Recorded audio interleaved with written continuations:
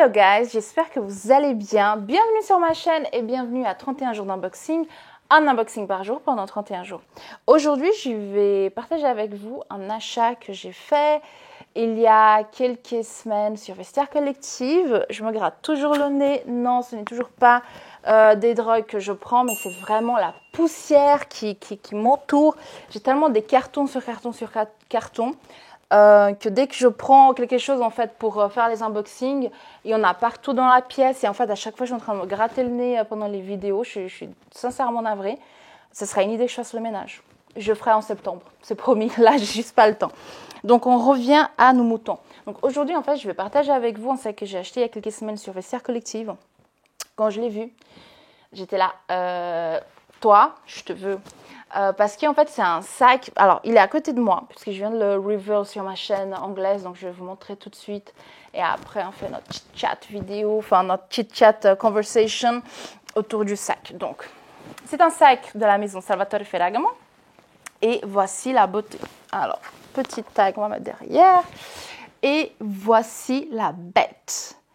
Il est énorme, ce sac. Est-ce que j'ai un mètre sous la main? Malheureusement pas. Il est quand même assez grand, comme vous pouvez constater. Et en fait, si j'ai flashé sur ce tote qui est en daim, et si vous me suivez, vous savez que je suis une petite obsession pour le daim. En fait, si j'ai craqué sur ce sac, c'est tout simplement, je crois que ça se voit, c'est à cause des poches. Ce sont des vraies poches. Là, en fait, pour ouvrir et fermer le sac, attendez, je m'approche de la caméra.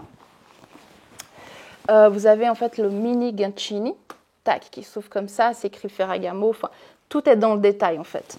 Et là, vous avez une vraie poche. Et en fait, vous avez 4 poches donc extérieures. Et quand j'ai vu ce sac, je me suis dit, mais ça, c'est un sac parfait pour voyager. Pourquoi? Là, tu mets les boarding pass, là, tu mets le passeport, là, tu mets un peu de cash, là, tu mets ton attel. Et en fait, tout ça est accessible en fait sans avoir à ouvrir le sac, ce qui est hyper cool parce que voilà, quand on est à l'aéroport ou en voyage, on est toujours un peu stressé ou sans les choses et tout. Et quand j'ai vu ce sac, j'étais là, mais je te veux, tu es à moi. Donc c'est pour ça en fait que j'ai craqué sur ce sac. Je l'ai payé à peu près 400 € avec les taxes et tout ça.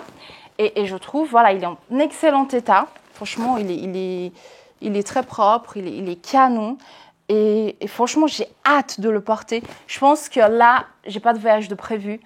J'ai pas prévu d'aller non plus au boulot avec un sac aussi grand. Par contre, à l'école, j'ai la rentrée dans 1 semaine et demie. Et je pense vraiment que je vais inaugurer ce sac en allant à l'école. Mon laptop, il rentre large, mes Tupperware, mes machins. Et je pense que je vais le porter parce que, voilà, il a l'air assez confortable. Comment dire, les straps, les lanières, je sais pas si on dit lanières en français, mais elles sont assez épaisses, en cuir. Donc voilà, c'est quelque chose qui va être assez confortable au niveau de l'épaule. L'intérieur du sac, je vous montre. Attendez, parce que j'ai le tag, il est énorme. Ça ne rentre même pas sur la caméra. Donc vous avez, en fait, il est assez grand dedans.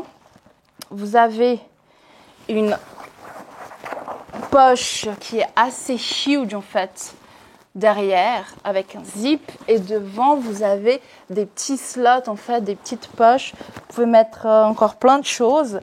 Dedans, c'est une toile un peu en nylon, je dirais. C'est écrit Ferragamo, etc. Puis là, il y a un petit machin. Attendez que je vous montre. Je ne sais pas à quoi il sert, mais si vous avez un téléphone, attendez que je sorte ça, avec, vous savez, des fois, il y a des gens qui accrochent des petits cordons dessus.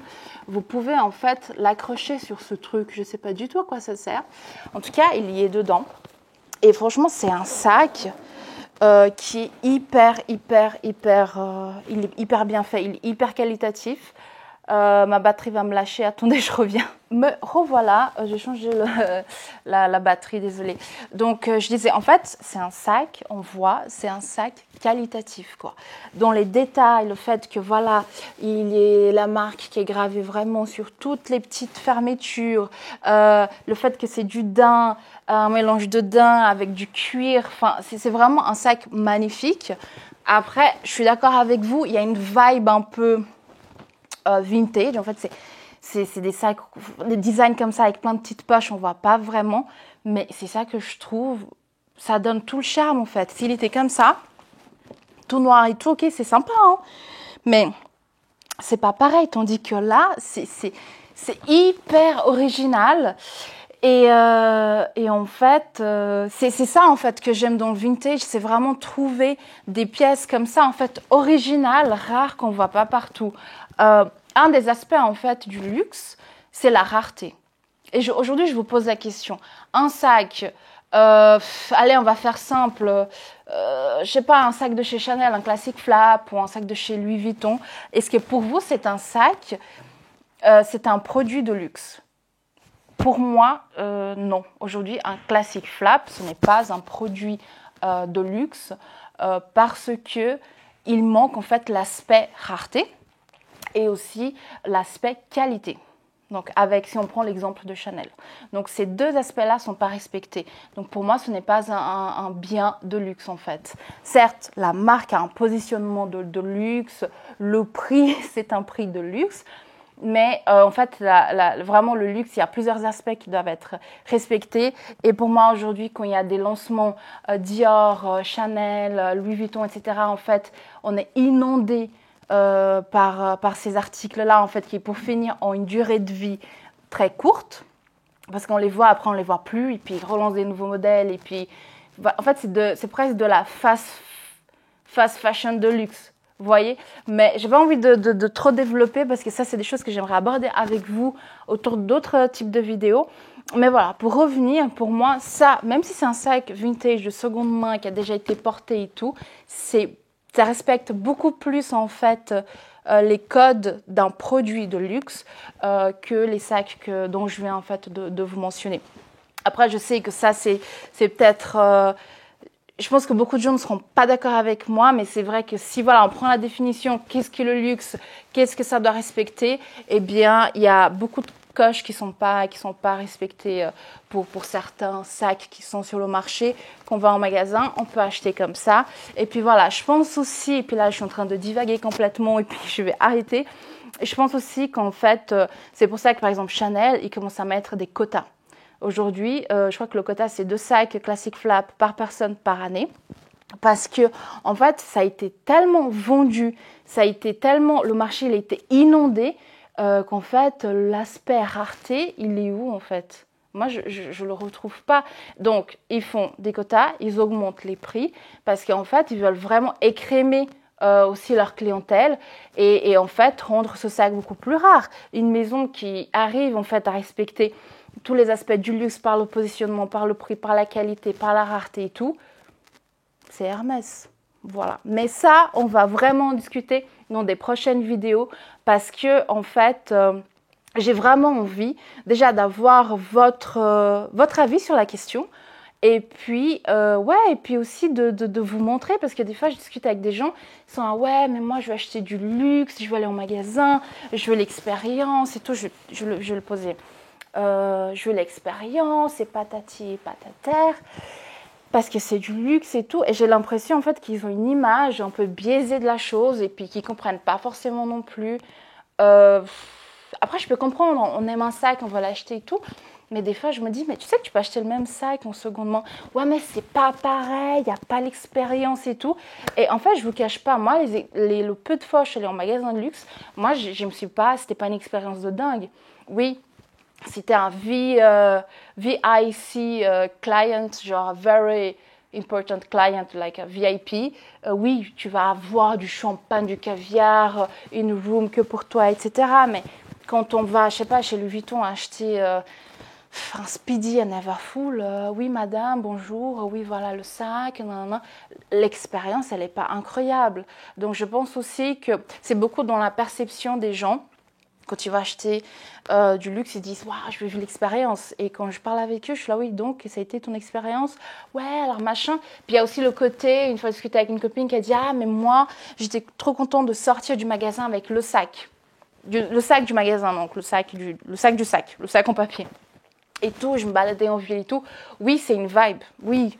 Je pense qu'il y a un côté où tu te dis « Ouais, c'est trop bien, je suis là, je me balade avec mon sac, les gens voient que j'ai consommé du luxe. » c'est toutes ces questions-là, des fois, je me dis, mais c'est quand même, enfin, moi, j'aimerais bien comprendre aussi plus comment dire, les motivations des gens, en fait, à consommer du luxe, parce que moi, j'ai tellement d'autres, comment dire, d'autres cases à cocher, d'autres choses qui sont importantes pour moi, que tout ce froufrou, en fait, ça fait aussi partie de la magie, mais tout cet aspect-là qu'il y a autour de ça, ça m'attire pas. Moi, je préfère acheter un sac, je reprends mon petit chéri, comme ça, où je ne me suis pas ruinée, où la qualité est là, le prix est là parce que ça me convient très bien, et la rareté est là.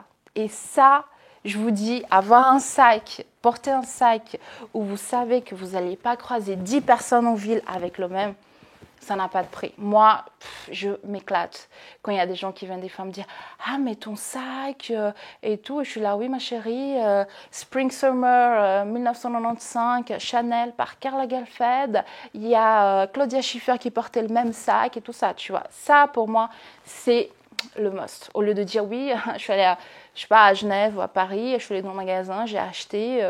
Éventuellement, on m'a fait une petite coupe de champagne, pouflouf, et puis basta, tu vois. » Mais ça, c'est moi, ma perception. Et ça, c'est mon expérience à moi. Et voilà, en tout cas, partagez-moi vos insights, en fait, votre idée par rapport au luxe, à l'expérience. Est-ce que vous pensez que j'ai tort, que j'ai raison? Franchement, c'est subjectif. Hein. Comme on dit chez moi, le goût, c'est comme le chacun le sien. Donc, c'était pour remplacer CU. Bref, elle, CU, elle. Voilà. Qui a compris, a compris. Qui n'a pas compris, n'a pas compris. Enfin bref, je vous remercie d'avoir regardé la vidéo jusque-là. J'espère que vous êtes en train d'apprécier ces 31 jours d'unboxing. Je vous donne rendez-vous demain pour une nouvelle découverte. J'espère que ça sera aussi... là, plus ça va avancer, plus on va avoir des trucs rares, normalement. Et du coup, voilà, en tout cas, j'espère que vous appréciez toutes ces vidéos. Et n'oubliez pas, en fait, de suivre ma chaîne et de partager avec moi, en fait, vos commentaires, vos idées, etc. Je serais ravie d'en savoir plus. Je vous embrasse et je vous dis à demain. Bye!